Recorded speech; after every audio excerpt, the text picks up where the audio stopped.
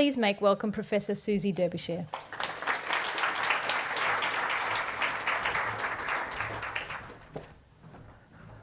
Doesn't sound that good, does it, when your friends in London encourage you to take a job at the other side of the world? Anyhow. So I'm going to talk about learning for the mid-century, and I thought, I've drawn the slot after lunch and before the guy that's going to talk about robots, intimacy and sex. So I'm going to mix it up a little bit, and you're going to relax and just enjoy the standard thing for the next 15 or so minutes, because then you're going to have to get engaged in this session in a different sort of way. So I'm just giving you fair warning. So here we go. This is me back in 1982.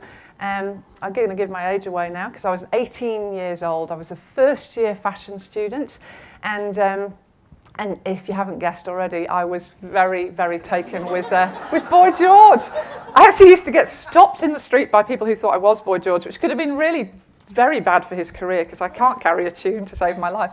But there I was 18 years old. And as Danielle spoke, that's my father in a dark room when I told him that I wasn't going to study law or medicine or engineering or any of those sensible professions, but I wanted to pursue a career in fashion. And there's a point to this story. So back in 1982, or in the early 1980s, it must have been a very good lecture because I still remember it. We were talking about the impact or the potential impact of technology on the way we were to dress in the future.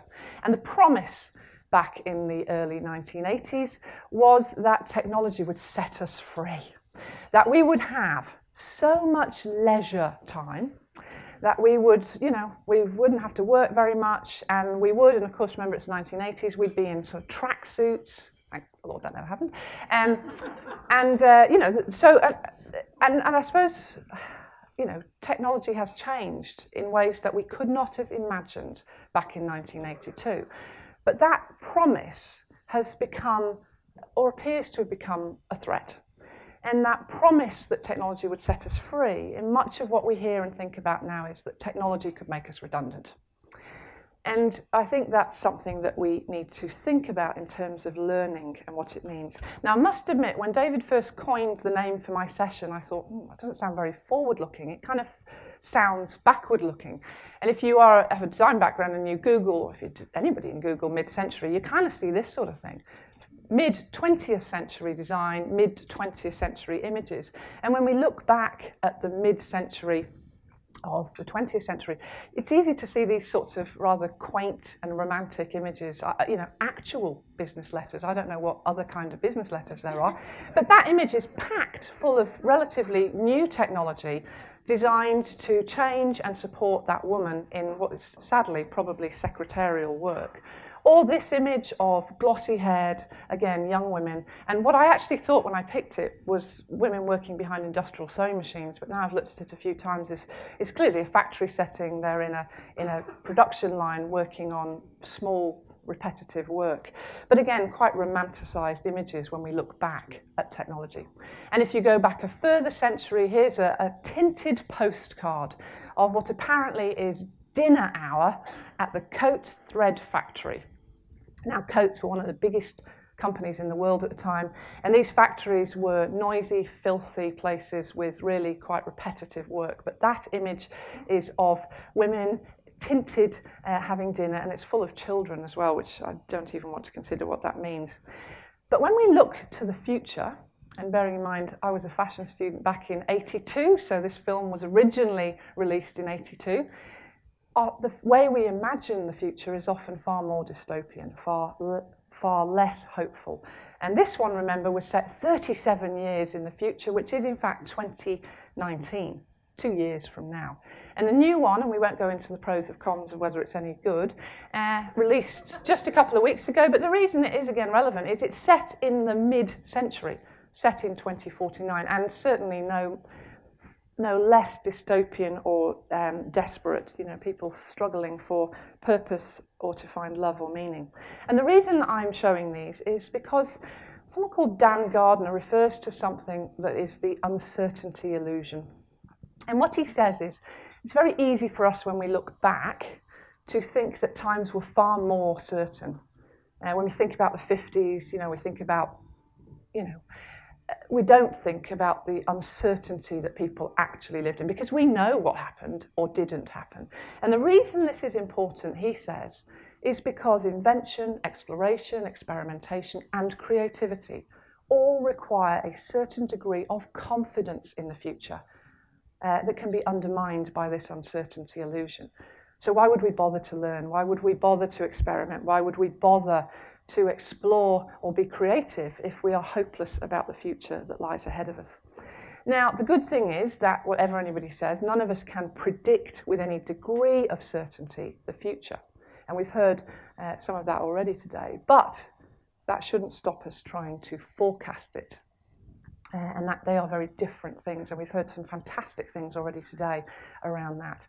And I would suggest that fashion designers actually have been constantly trying to forecast the future, trying to understand the zeitgeist, trying to anticipate need, because it's what drives the industry. And of course, fashion thrives on change, and I am not here to defend the practices of fashion or the waste or ethical practices, but fashion for many years has been very good at creating a desire for change in people. And I think it's an important thing to reflect on when so many of us struggle so much with change in our industries. So if we're thinking about what this means for learning in the mid-21st century, what are the indicators or traces that are around us already that we can draw upon to think about how we might design better for learning in the 21st century? Well, again, we've heard today extraordinary, varied examples of how the world is changing. And we know, this is why you're in this room, that we need to change with it. Although, of course, some of the recent political outcomes do suggest that people have an appeal of when times were simpler or better and the illusion of that. We know, therefore, that the learning needs of individuals and of organisations are changing. And again, we've heard some examples, and I'll speak a little bit more about that. And we know very much that the nature of work and the workplace is changing, and we see that in our students and their desires and hopes for their futures. And that's not just out there somewhere, but it's in here, it's in every one of our industries and sectors and workplaces. So what might that mean for learning? Well, I think there's three dimensions to that. Why learn? Why would we bother to continue to learn? What might we be learning? And how might we be learning in the mid-century? So I'm going to deal with each of them quickly, one after another. So why learn? Well, this is a bit stark in its first instance. There you go. There's birth and there's death. They are unquestionable currently, but I'll expand. Traditionally, we've lived a certain span of years, and that span has been getting longer. And again, traditionally, we've sort of had a short period of play before we go into some form of formal schooling, which can vary in length. And then some people, and an increasing number of people these days, go into further or higher education. And we usefully name the last piece of that as a capstone. It's kind of there you go, we tie a bow on it, our job is done, out you go. And then people go out to work for a length of time, and then historically they'd have a relatively short retirement, and then they'd die. Sorry. And they may, for various reasons of choice or desire or not, have periods in that period where they're not working for different sorts of reasons. So what we already know is that generally, and hopefully this will continue to be the case, for many people, not all, the span of our life is extending. And therefore, the period of which we have to work and study is changing. But I think the biggest thing is that actually for many, and again this is not for all, but for many of us, we have a different expectation about work. We expect work to be fulfilling. We expect work to be engaging. We work a lot more. We might not work physically as hard, of course, as people have in the generations. But also what we recognise is the idea that you can learn however well, wherever you go, everything you possibly need to know in that period to equip you for the rest of your life is just ridiculous. And that we have already, and will certainly continue, to have different periods and different types of learning right throughout that longer life. And I really like the work of this foundation. They're doing a lot of work, as their name would suggest, to understand what it is like to be a young Australian, to think about the future ahead for young Australians. And I don't Google them right now, but I strongly recommend that you do. This is one of a number of pieces of work they have done to try and establish what this new work mindset might be, and there's lots of resources. But one of the things I love about them is that they ask whether this is really the right question. And we probably all had this question asked of us, and we've probably asked young people around us, so what do you want to be when you grow up? And of course, the problem with that is it suggests there's just one thing you want to be when you grow up. You know what you want to be when you grow up, and the thing you're going to be when you grow up exists as a profession now, and all of that suggests far more stability than we actually are experiencing. And what they talk about and we're thinking about is the question should be this: what is the world you want to create? What are the things you care about? What are the things you value? What are the things you're good about? How can that sustain you through a life where you'll probably have all sorts of employment? You'll be employed, you'll be self-employed, you'll be underemployed, you'll be employed in a number of jobs at the same time. And I think that's a really interesting question for us in educational organisations around what does that mean. Now, at a meta level, of course, why would we continue to learn? Well, because we're not penguins. And the reason I say that is that if you think about it, penguins have been doing things in more or less the same way kind of forever. And climate change out of the way, I can be fairly confident that penguins will be doing things in exactly the same way in the middle of this century and beyond. And they will not live in penguin-designed and manufactured and created worlds as we do. And one of the things that, of course, sets us apart as humans is our ability to learn, our imagination, and that comes with pros and cons. And I think the other thing, and I want to thank Ruth Bridgestock who mentioned this. There might be people who already know the meaning of this. I'm not an Asian language scholar, but apparently one of the meanings of this is Kaizen. And one of the meanings of Kaizen is good change. And Ruth Bridgestock spoke really powerfully about this last week to school-age kids and their parents around thinking about your career. What I particularly liked was this: the idea that our lives and our careers are in a state of perpetual beta. And that is a good thing, that we are continuously prototyping and adjusting and reflecting on the world around us, and that we see that as ongoing growth, and that is something good, and that we can use that for genuine good. And I think that is a much more hopeful and helpful way to think about how we might remain resilient and have a growth mindset through the change that we are living through. And I also really like this quote, which is that the future is not a result of the choices among alternative paths offered by the present, but it's a place that's created. And it's created first in our mind, then in our will, and then in our activity. And that the future isn't some place that we're going to. It's not already there. It's not already determined or prescribed, but it's one that we are creating. And that the paths aren't found but made, and that the activity of making them changes both us and the destination. And I think that is critically important that we remember those things. So in terms of learning what, if that's why we would continue to learn, and what might we be learning? Well, there is nothing to suggest that we won't continue to need to develop technical skills. And when we look at the sort of half-life of knowledge and the sorts of emerging and disappearing careers and opportunities, technical skills are something that we know. And somebody was speaking very well this morning about how you learn technical skills versus other types of skills.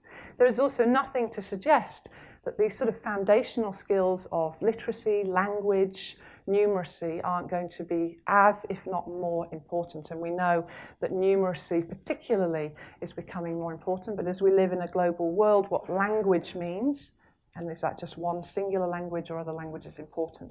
But the other two aspects which are becoming more and more important are these around career management skills, starting from that idea of self-awareness. Who are you? What do you care about? What are you good about? What are you less good about? How to be able to continue to make decisions through a long career that will probably have many different sorts of employment in many different forms. How to find work or create work, how to use services available to you, how to continue to learn throughout life, and how somehow to maintain a work-life balance in the world that we now live in.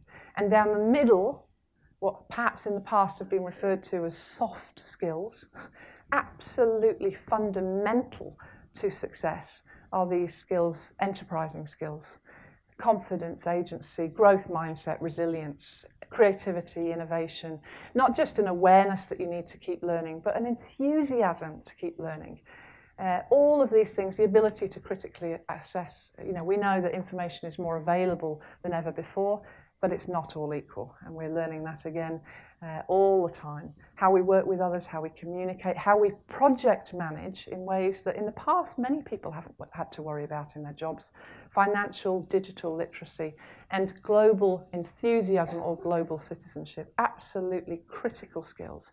And for us as educators, they're often kind of squeezed in around the edges or nice to get to. And again, I think we saw a fantastic example with Michael and the guys earlier about how they were seeing incredible learning opportunities for themselves and others through the esports aspect. So how will we learn? Now, I hope people probably remember who this is. Sad that we're still talking about the same things, but this of course is Al Gore, who talked a lot about climate crisis. How many people know who this is? Sir Ken Robinson. What Ken Robinson talks about is what he describes as a second climate crisis. He describes it as a crisis of human resources. And for those of you who don't know about Ken Robinson, he's an extraordinary man that is a very powerful speaker about education, particularly school education. And he talks about the way that much of our education systems currently teach out many things that we don't value. So creativity, different sorts of skills and capabilities, because we have quite a narrow set of things that we privilege and we value. And he also talks about shifts from what he describes as a manufacturing model of education. So if you think about the fact that we still principally batch children by age, push them through at more or less the same speed, have a mass curriculum which allows very little personal choice or inflection, and does still tend to privilege certain sorts of skills and capabilities and intelligences than others. And he talks about a shift to an agricultural model, where we spend more thought about preparing the ground, that we see individual learners far more as individuals, and we try and understand what they might grow into and help them find ways to develop skills that are far more personalised and individualistic than any of our education systems could currently accommodate. And it's far more about different intelligences and different sorts of contributions to the world, which include creativity, which, as most people know who have children are naturally often very comfortably creative when they're little, and then they become more and more self-conscious until they decide often that that is not a way to focus. And of course that was one of the reasons my father went into that dark room.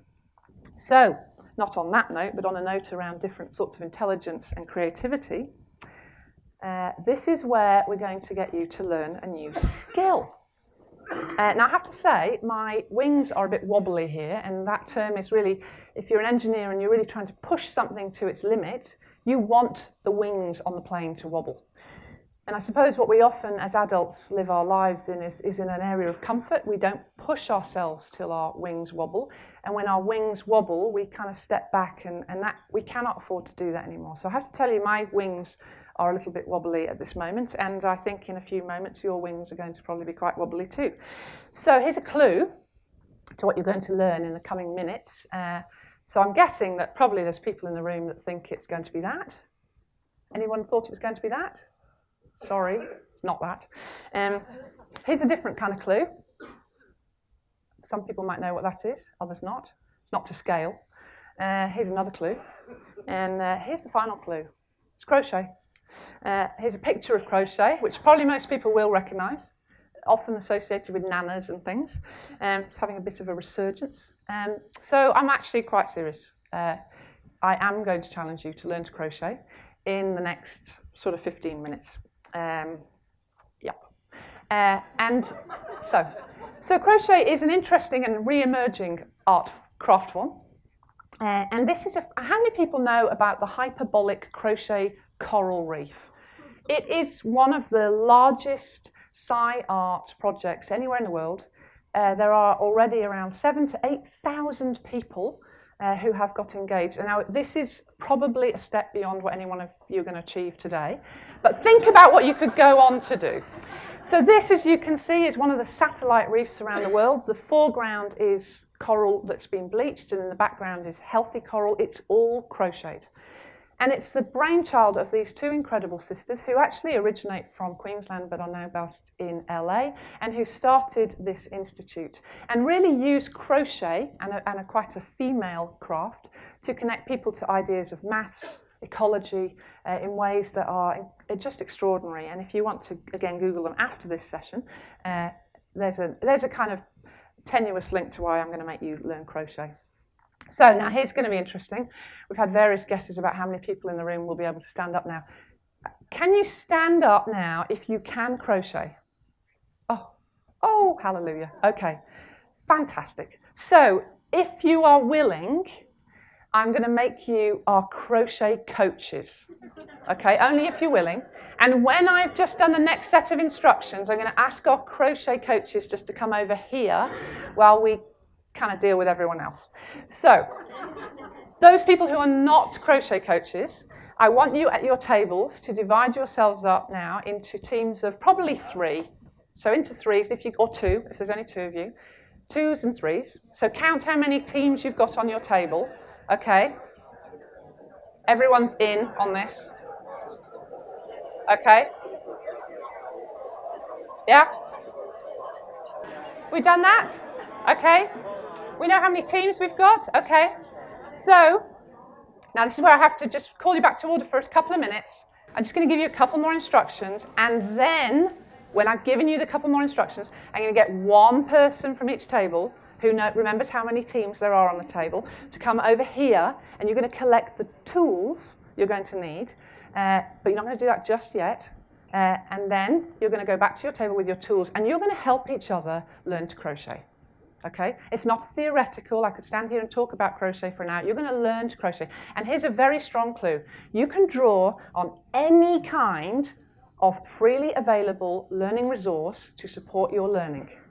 Okay, there's a clue. And just a tip. There's a tip, and then I'll come back to you. There's a tip. Keep it simple, because it's actually harder than you think. So I'm suggesting you try a kind of a slip knot. That's the starting thing. Try some chain stitches. I'm going to leave this slide up.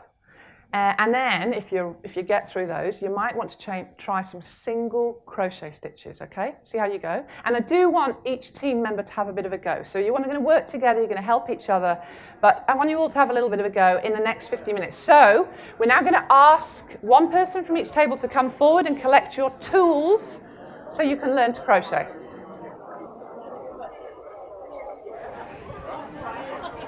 So you just need a hook and a ball of wool for each team. Come on up. Okay, so take your pick. Oh, I knew the variegated wool would go first. I knew the variegated wool would go first. How many teams? 3? Do you want to pick your own wool? Actually, there we go. Turn that around. If you are one of the people in the room who actually quite enjoyed that, you can keep your crochet hook and yarn. I won't call it wool because it's most definitely not wool. And we do have further crochet hooks and yarn at the front. So later on, before you leave, if you'd like to continue your crochet, please do come up and take it. But I do want to thank you all for having a go. I wasn't sure how that would go. And it's been just fantastic to see a lot of people who had never tried to crochet before. And I am sure that you experienced a rich variety of feelings during that activity. Just as we always do when we're made or need to learn something that perhaps we had never considered and can be quite uncomfortable. And that really, of course, is the point of this activity. It's just to remind us that we can learn new things, especially when we work together, and also to remind us of what it feels like when we're made to do that. And of course, you have just exhibited your wonderful 21st century super skills. You have been creative, you've invented. Someone was definitely finger knitting over there. So when you lose the crochet hook, That isn't crochet anymore. But that's inventive. You've collaborated, you've worked together, you've used critical thinking, so you've looked at a range of resources and chosen the ones that work best for you, and you've really communicated, and that was just absolutely fantastic. But if you think about the ways that we've learned, and someone was saying this to me over in the corner, when I learnt, because my mum couldn't crochet, I learnt through these sort of strange coded instructions that were certainly not available online and really was like another language. So it was very exclusive and very, very difficult as a beginner. Then, of course, people thought it would be useful to add some diagrams and a bit less coding. But as those of you who've just attempted to follow a diagram, there is no sense of motion or tension or anything between the simple steps, which often makes it extremely difficult. And I'm guessing where many of you very quickly landed,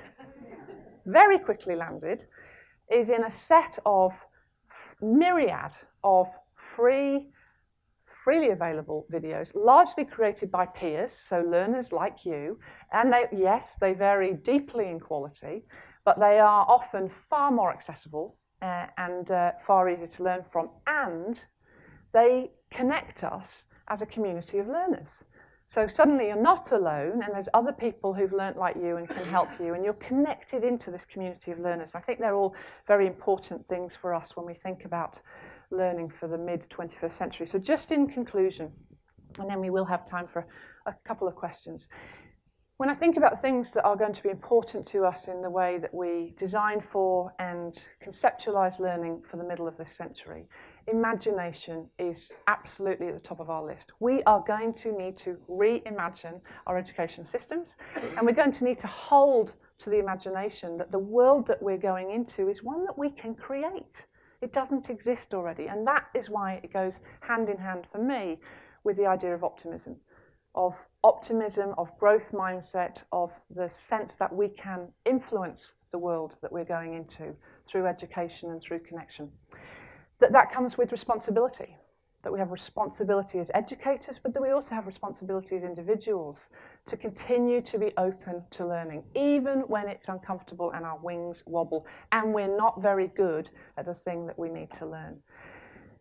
And I really like this idea of perpetual beta, that the idea that actually naturally our lives should be constantly in perpetual beta, and that probably our careers are going to be in perpetual beta. And that's not something that we should be troubled by or worried about, but it's the state of the world, and that we should really see that as full of potential. And lastly, that we really need to think about how we engage ourselves and our learners in active and connected learning. And of course, one of the dimensions of that connection is technology, but the other, as we see constantly with our students, and I thought, again, that Michael and the esports was another fantastic example, that through connection to meaningful things, to things that students value, to a sense that they can design their own learning and the futures that are ahead, is really the way that we're going to be learning for and through this mid-century. So thank you. And I think we do have some time for some questions. I think we've got time for one quick question. Yeah, thank you, Suzi. So do we have a question from the floor? I was going to ask, of all the learning activities you could have given us, why crochet? But I kind of feel like you answered that in those last few slides. Do you have anything further to add to why you chose that? Well, look, it was an idea I had a long time ago, and then I got sort of stuck in there, and I didn't get to do it at the time. And I refused to let any of the team know what it was going to be, because I thought right until yesterday, I might just take it away. But look, I think it's just one, I think the hyperbolic coral reef is just a really beautiful example of how we can bring creativity and different things together and engage people with different ways of thinking. I hoped that you would be as game as you were. I thought that most people probably would be able to learn something of crochet, so you wouldn't go away feeling absolutely frustrated. And I knew that probably there wouldn't be many people in the room that could do it, and that you would probably naturally start to help each other with that. So those were the things that I wanted, just to sense of what a room or a space can feel like when people are engaged in active collaborative learning, when it's achievable, and that was, I think, why I chose crochet. Thank you very much, Suzi. Look, I think we will have to leave it there, folks. Thank you very much, and hopefully we can all take some of those learnings back to our organisations tomorrow when we're and some of the crochet hooks. encouraging some learning in our teams. Thank you very much, Suzi.